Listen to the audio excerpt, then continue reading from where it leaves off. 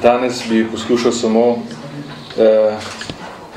pojasniti stališče Slovenske demokratske stranke v zvezi z načrti vladne koalicije, da bi starostno mejo za upokojitev dvignila na 65 let.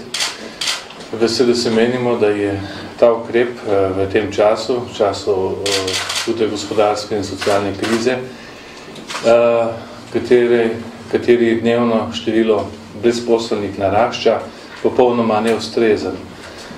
S tem se pridružujemo tudi sindikatom, sindikalnemu gibanju, ki prav tako ostro nasprotuje temu ukrepu in grozi celo z referendumom. In če bo do tega prišlo, se bo SDS pridružila tej aktivnosti sindikatov.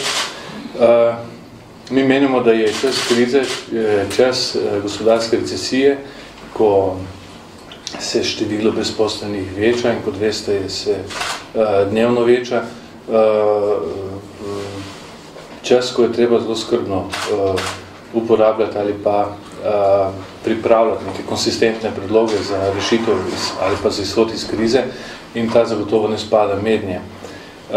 Najbolj bi prizadev ne samo tiste, ki bi morali več časa delati, recimo do 65. leta, ampak tudi zlasti mlade, ki bi jim s tem tudi konkurenčnost na trgu dela padla, zlasti tistim mladim, ki prvič iščejo zaposlitev.